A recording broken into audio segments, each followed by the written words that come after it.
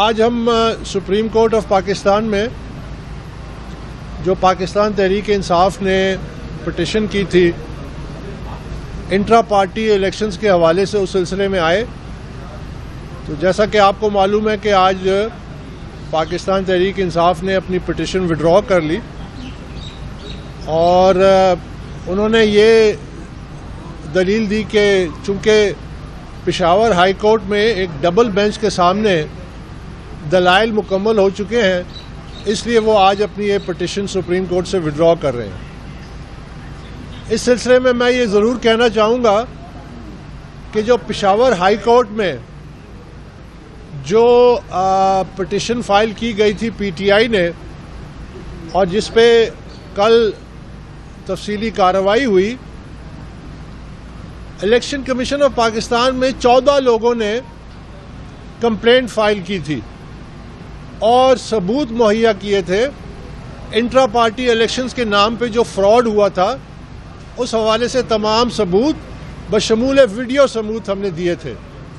تو جو Peshawar high court میں جو بحث ہوئی ہے ان 14 میں سے 5 پرنسپل کمپلیننٹس جو ہیں میرے سمیت ہمیں نوٹس تک وصول نہیں ہوا، اور اگر ہمیں نوٹس وصول ہوتا تو ہم یقیناً اس کارروائی کا حصہ بنتے اور وہ تمام ثبوت جو ہم نے الیکشن کمیشن آف پاکستان کے سامنے پیش کیے ہم وہ پشاور ہائی کورٹ کے سامنے پیش کرتے۔ لیکن مجھے افسوس سے کہنا پڑتا ہے کہ جو 5 پرنسپل کمپلیننٹس تھے ان کو نوٹس وصول نہیں ہوئے اور اس کے باوجود کارروائی ہوئی۔ اس سلسلے میں آپ کے سامنے ایک اور نقطہ بھی رکھنا چاہتا ہوں کہ جب فارن فنڈنگ کیس 8 سال چلا تھا، ان 8 سالوں میں 200 سے زیادہ پیشیاں ہوئیں اور پاکستان تحریک انصاف نے 13 ریٹ پٹیشنز فائل کی، مختلف بہانے کہ اس کو خفیہ رکھا جائے، اکبر اس بابر ممبر نہیں ہے، الیکشن کمیشن کا جورسڈکشن نہیں ہے۔ وہ تمام ریٹ پٹیشنز اسلام آباد ہائی کورٹ میں داخل کی گئی تھی۔ اب پاکستان تحریک انصاف نے الیکشن کمیشن کے جو فیصلے ان کے خلاف پشاور ہائی کورٹ رجوع کرنے کے جو فیصلہ کیا ہے اس کے بارے میں یہ سمجھتا ہوں کہ ان کا شاید قانونی اختیار بھی ہے، لیکن اس سے پہلے یہ روایت نہیں تھی۔ اور میں یہ ساتھ ساتھ یہ بھی ضرور کہنا چاہوں گا کہ الیکشن کمیشن آف پاکستان ایک آزاد آئینی ادارہ ہے۔ میں سمجھتا ہوں کہ پاکستان میں جو الیکشنز کی بنیادی ذمہ داری ہے اور سیاسی جماعتوں کو ریگولیٹ کرنے کی ذمہ داری ہے وہ الیکشن کمیشن آف پاکستان کی ہے۔ آج بڑے افسوس سے کہنا پڑتا ہے کہ الیکشن کمیشن کے بازو مضبوط کرنے کی جگہ ان کے بازو جو ہیں باندھے جا رہے ہیں، ان کے کام میں رکاوٹ کی جا رہی ہے۔ یہ ان کا آئینی اختیار ہے کہ وہ الیکشن کے حوالے سے تمام جو معاملات ہیں اس کے فیصلے دیں۔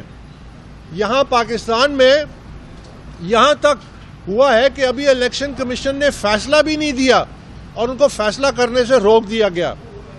ہمارے ہمسایہ ملک میں یہ قانون ہے، یہ ان کے آئین کا حصہ ہے کہ وہاں کا جو الیکشن کمیشن ہے ان کے احکامات پہ عدالتی انٹرفیرنس نہیں ہو سکتی۔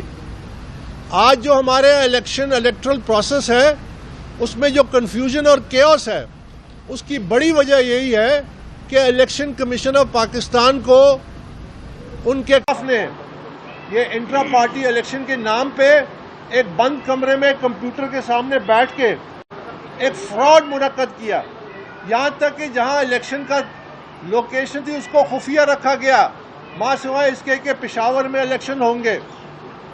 ہم نے 1 دسمبر کو ایک وفد کے ساتھ پاکستان تحریک انصاف کے مرکزی دفتر گئے اور یہ تمام معاملات ویڈیو پہ ریکارڈڈ ہیں جو کہ ثبوت کے طور پہ پیش کیے گئے الیکشن کمیشن میں، اور ہم چاہتے تھے کہ یہ تمام ثبوت ہم پشاور ہائی کورٹ کے سامنے بھی پیش کریں۔ کہ ہم نے 3 چیزیں مانگی تھیں۔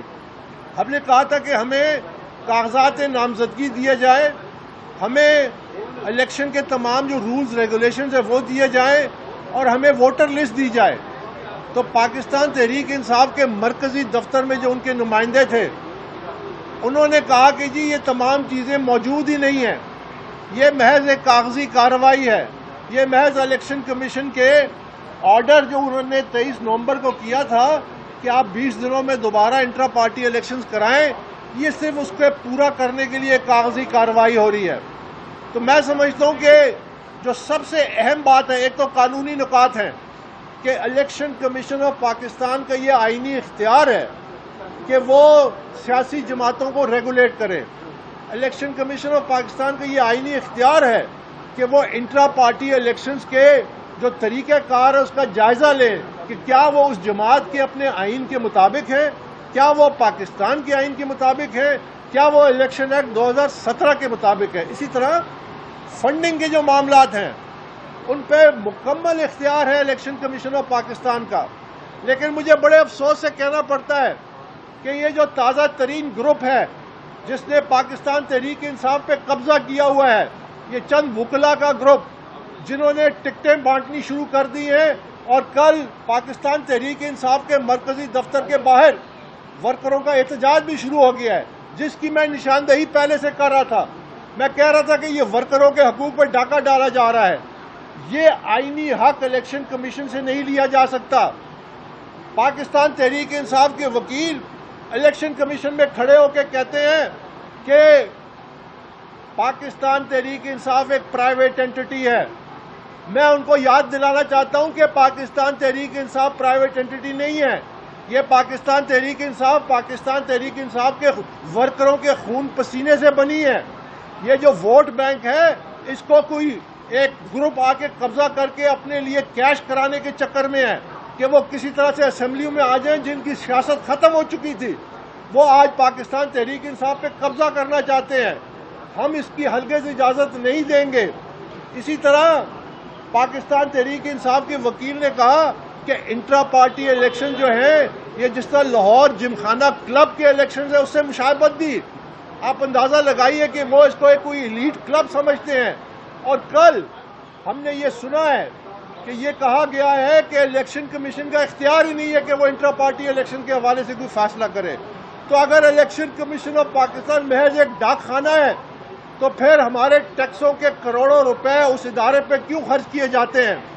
اگر اس کے پاس کوئی اختیار ہی نہیں ہے, اگر پاکستان تحریک انصاف کے یہ وکلا سمجھتے ہیں کہ یہ سیاسی جماعت جو ہے یہ ان کی بادشاہت ہے, اس پہ وہ منوہن اس کے حکمران ہیں, وہ جو فیصلہ کریں اس کے حق بجانب ہے, تو یہ نہیں ہوگا. یہ کسی آئینی ریاست میں نہیں ہو سکتا. یہ جہاں پہ آپ دعویٰ کرتے ہیں کہ جمہوریت ہے, یہ وہاں نہیں ہو سکتا کہ آپ بالکل مطلق العنان ایک بادشاہ بن جائیں اور جو چاہیں وہ فیصلہ کریں. اگر یہی کرنا ہے تو پھر الیکشن کمیشن کی کیا ضرورت ہے؟ ہمیں کوئی ایک ڈاک خانے کی ضرورت نہیں ہے جو ٹیکس پیئر کے کروڑوں روپے پہ ہے. پھر الیکشن کمیشن پہ تالا لگا دیں. میں یہ بات اس لیے کہتا ہوں کہ الیکشن کمیشن کے یہ آئینی اختیارات ہیں, ہمیں ان آئینی اختیارات کو مضبوط کرنا چاہیے, ہمیں ان کے ہاتھ مضبوط کرنے چاہیے. جب تک الیکشن کمیشن با اختیار نہیں ہوگا پاکستان میں شفاف الیکشن نہیں ہو سکتے. جس انداز میں پاکستان تحریک انصاف نے الیکشن کمیشن کے اختیارات کو چیلنج کیا ہے, انڈرمائن کیا ہے, یہ اس آئینی ادارے کو کمزور کرنے کے مترادف ہے. تو میری یہ درخواست ہے تمام عدالتوں سے کہ جس طرح ہمارے ہمسائے ملک میں ہوتا ہے کہ وہ الیکشن کمیشن کے اختیارات میں عدالتیں مداخلت نہیں کر سکتی, ہماری عدالتوں کو یہ بات سامنے رکھنی چاہیے کہ جس انداز میں وہ الیکشن کمیشن کے اختیارات میں مداخلت کر رہے ہیں اس سے ایک آئینی ادارہ کمزور ہو رہا ہے اور اس کے نتیجے ہمارے لیے بہت سنجیدہ ہو سکتے ہیں, کیونکہ ہماری جو سیاست ہے, ہماری جو جمہوریت ہے وہ داؤ پہ پڑ سکتی ہے. بہت بہت شکریہ. یہ بتائیے گا کہ آپ یہ انٹرا پارٹی الیکشنز کے حوالے سے آپ نے کیس بھی کیا ہوا تھا اس سے پہلے الیکشن کمیشن میں, آپ پی ٹی آئی کے بانی ممبر ہیں اور پاکستان تحریک انصاف کے شروع کے کارکنان میں شامل ہیں. ماضی میں پی ٹی آئی کے کتنے انٹرا پارٹی الیکشنز میں آپ نے حصہ لیا ہے اس سے پہلے؟ اس سے پہلے پاکستان تحریک انصاف کے جو 2002 میں انٹرا پارٹی الیکشنز ہوئے تھے اس میں نے حصہ لیا تھا. اس کے بعد 2013 کے جو انٹرا پارٹی الیکشنز تھے اس پہ میں نے الیکشن کمیشن آف پاکستان میں ایک درخواست دی تھی کہ وہ الیکشن شفاف نہیں ہو رہے، جس کو بعد میں جسٹس وجی الدین کے تحت ایک کمیشن بنا. انہوں نے میرے الزامات اور دیگر الزامات ثابت ہوئے کہ وہ مینیپولیٹڈ اور ریگڈ الیکشنز تھے. اس کے بعد ایک نیا الیکشن کمیشن بنا پی ٹی آئی کا، جس کو تسنیم نورانی صاحب ہیڈ کرتے تھے. انہوں نے جب یہ وضع کیا کہ تمام قواعد و ضوابط ایک شفاف الیکشن کے لیے، تو ان پہ دباؤ ڈالا گیا پی ٹی آئی کی لیڈرشپ سے، جس کے نتیجے میں پورے الیکشن کمیشن نے استعفیٰ دیا. تو یہ جنگ بڑی لمبی ہے، بڑی پرانی ہے، اور یہ جنگ اس لیے ہے کہ پاکستان تحریک انصاف کو رول ماڈل بننا تھا، پاکستان تحریک انصاف کو ایک ادارہ بننا تھا. پاکستان تحریک انصاف ورکروں کی جماعت ہے. ورکروں کو جو جماعت کہتی ہے کہ ہمیں لیول پلینگ فیلڈ چاہیے، وہ اپنے ورکروں کو کیوں نہیں لیول پلینگ فیلڈ دیتی؟ وہ مجھ جیسے فاؤنڈنگ ممبر کو کاغذات نامزدگی دینے سے کیوں قاصر ہے؟ وہ مجھ جیسے فاؤنڈنگ ممبر کو الیکشن کے قواعد و ضوابط دینے سے کیوں قاصر ہے؟ وہ مجھ جیسے فاؤنڈنگ ممبر کو جو الیکشنز کی بنیادی تقاضا ہوتا ہے کہ ووٹر لسٹ ہوتی ہے، وہ دینے سے کیوں قاصر ہے؟ اس لیے کہ وہ جمہوریت پہ یقین نہیں رکھتے. اور یہی وہ جنگ ہے کہ ہم نے سیاسی جماعتوں کو جمہوریت کے یہ پلر بنانا ہے، فاؤنڈیشنز ہیں جس کے اوپر جمہوریت کی عمارت بنتی ہے. ہمارے ہاں ورکروں کو صرف اقتدار کے لیے استعمال کیا جاتا ہے، سیاسی جماعتیں صرف ایک سیڑھی ہیں اقتدار کے لیے. ہم نے یہ معاملہ ختم کرنا ہے اگر ہماری جمہوریت نے فعال ہونا ہے. اکبر صاحب یہ بتائیے گا، اکبر صاحب پشاور ہائی کورٹ نے آپ کو نوٹس نہیں دیا ہے، تو ایک تو یہ کہ آپ کو خود وہاں جا کر پارٹی بننا چاہیے تھا، اور دوسرا یہ ہے کہ اگر پشاور ہائی کورٹ ملیکن خان واپس دے دیتی ہے تو کیا آپ اس فیصلے کو سپریم کورٹ میں چیلنج کریں گے؟ سر ایک سوال میرا بھی لے لیں ساتھ. دیکھیے، اگر تو جہاں تک پشاور ہائی کورٹ کا تعلق ہے، فارن فنڈنگ کیس میں میں نے 200 سے زیادہ پیشیاں اٹینڈ کی. ہر پیشی سے پہلے الیکشن کمیشن کی طرف سے مجھے تحریری نوٹس آتا تھا اور اس کی وصولی ہوتی تھی. 13 writ petition P T I نے فائل کی اسلام آباد ہائی کورٹ میں. ہر پٹیشن سے حاضری سے پہلے ہمیں نوٹس آتا تھا. اب آپ سمجھتے ہیں کہ عدالتیں جو ہیں وہ میڈیا کے ذریعے نوٹس سرو کریں گی؟ تقریباً 2 ہفتے کا ٹائم تھا پشاور ہائی کورٹ کے پاس کہ وہ تمام پرنسپل رسپونڈنٹس جو ہیں، ہم وہ لوگ ہیں 5 لوگ جنہوں نے جس کی بنیاد پہ الیکشن کمیشن نے یہ فیصلہ دیا تھا کہ یہ ناقص الیکشنز ہیں اور اس کو مسترد کیا تھا، تو ہم تک رسائی نہیں ہو سکتی تھی. کیا ہم میڈیا کے ذریعے اب نوٹس کے اوپر ہر عدالتوں میں جایا کریں گے؟ تو یہ ان کی ذمہ داری تھی کہ وہ انشور کرتے. آج بھی میں کہتا ہوں کہ آج بھی ہمیں اگر نوٹس ملے، ہم میں سے ایک جو ہیں جو سوابی کے جنرل سیکرٹری تھے پی ٹی آئی کے، یوسف علی، صرف ان کو نوٹس ملا، وہ پیش ہو گئے عدالت میں. ہمیں نوٹس ملا ہی نہیں اور ہمارے بغیر یہ تمام کارروائی ہوئی، تو اس پہ سوالیہ نشان تو اٹھے گا. اچھا سر، میرا سوال یہ ہے، آپ نے کہا یقیناً اگر تو یہ فیصلہ جو کہ میں نے آپ کے سامنے بیان کر دیا اس حوالے سے، جو بھی فیصلہ آتا ہے اس کو ہم جائزہ لیں گے، لیکن اس میں کوئی شک نہیں ہے کہ جو الیکشن کمیشن کا فیصلہ ہے اس کے دفاع کے لیے اگر ہمیں سپریم کورٹ جانا پڑا تو ہم جائیں گے. اچھا سر، میرا سوال یہ ہے کہ آپ نے جمہوریت کی بات کی، اچھی بات ہے، آپ جمہوریت پسند ہے.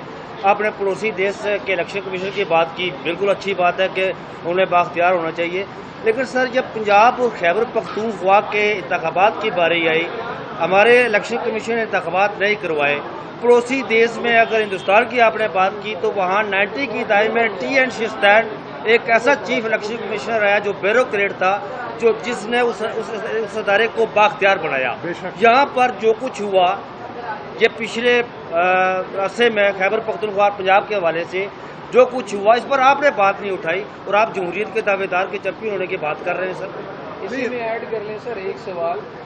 پنجاب کے پی کے سب جگہ پی ٹی آئی کے اوپر کافی مشکلات آئی، اس وقت آپ بالکل سامنے نہیں آئے، اور عمران خان صاحب اب جیل کے اندر ہے. اب آپ پارٹی کو جو ہے وہ الزام لگایا جاتا ہے آپ پر کہ آپ پارٹی کو اب ہتھیانا چاہتے ہیں. آپ کے پاس اب موقع ہے کہ آپ پارٹی کو اپنے کنٹرول میں لے کر آئیں اور اپنی مرضی سے چلائیں. دوسرا، آپ کی پارٹی رکنیت جو ہے پاکستان تحریک انصاف نے کینسل کر دی ہے، تو اس کے بعد آپ کی یہ سارے دعوے جو ہے اس کی کیا حیثیت ہے؟ آپ نے 3 سوال کیے.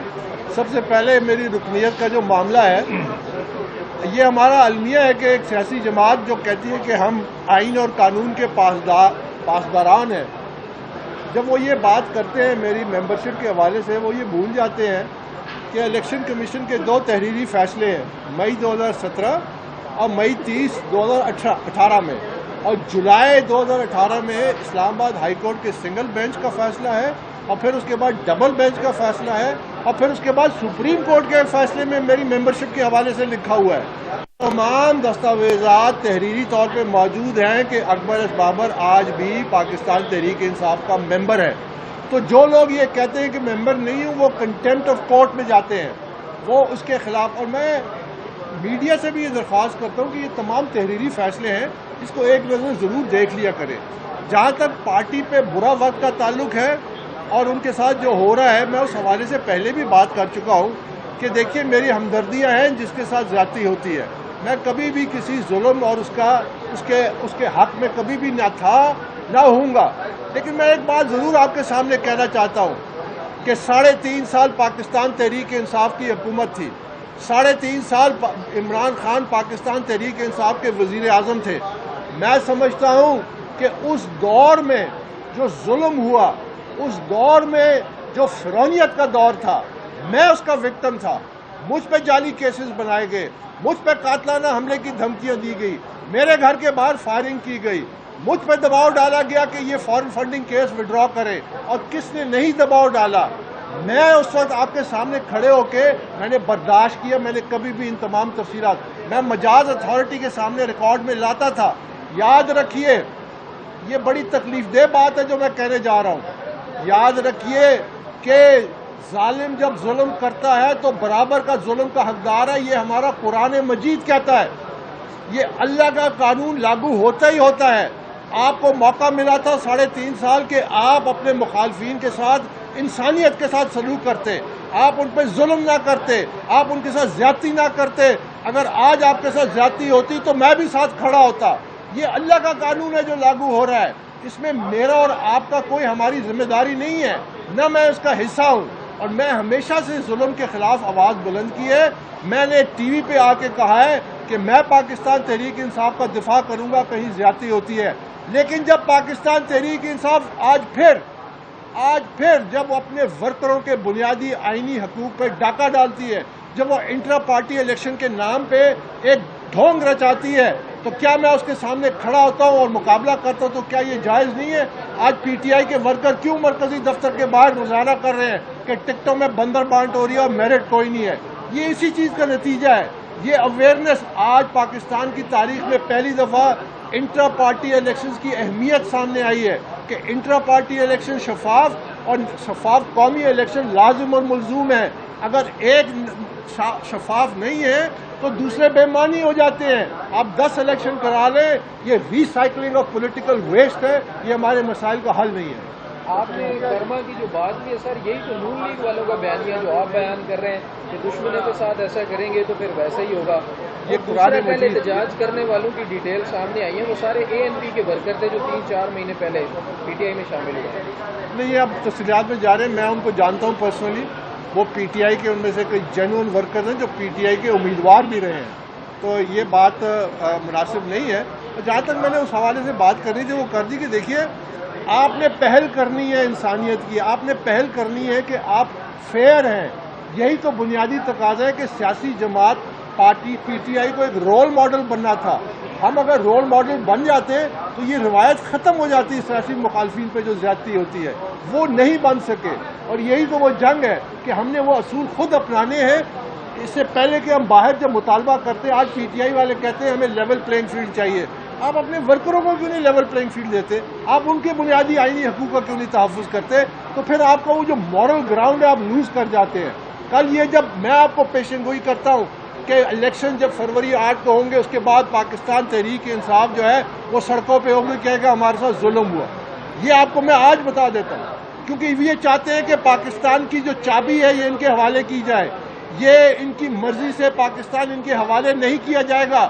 ان کی جو سیاست ہے انتشار کی اور تشدد کی، یہ پاکستان کے لیے ٹاکسک ہے، یہ پاکستان کو اس کو نقصان پہنچایا ہے، مزید پہنچائے گا۔ ان کو سوچنا چاہیے کہ یہ جو سیاست ہے، یہ جس ڈھنگ پہ چل پڑے ہیں اس پہ دوبارہ سوچنے کی ضرورت ہے کہ یہ نیشن بلڈنگ کی سیاست نہیں ہے، یہ نیشن کو خلفشار اور انتشار میں ڈالنے کی سیاست ہے جو کسی صورت برداشت نہیں کرنی چاہیے۔ یاد رکھیے کہ ریٹ آف دا اسٹیٹ جب ریٹ آف دا اسٹیٹ جس ملک میں نہ ہو. کیا امریکہ میں مارشل لا لگا ہوا ہے کہ جب کیپٹل ہل پہ حملہ کیا تو 2000 لوگوں کو ایک ایک کو ڈھونڈ ڈھونڈ کے 10 سال 15 سال 22 سال قید دی جا رہی ہے. آج لوگ کہتے ہیں کہ جی معاف کر دیں. آج کچھ تجزیہ نگار ہیں وہ کہتے ہیں جی معاف کر دیں. کیا یہ کوئی ذاتی فعل تھا کسی اور شخص کے خلاف یا اسٹیٹ کے خلاف تھا؟ جب تک کوئی اسٹیٹ اپنی ریٹ آف دا اسٹیٹ قائم نہیں کرتی وہ اسٹیٹ کی نہ معیشت چل سکتی ہے، نہ گورننس چل سکتی ہے، نہ امن و امان آ سکتا ہے. آپ کا نظام زندگی اسی طرح رہے گا انتشار کا شکار جو آج ہے. بہت شکریہ.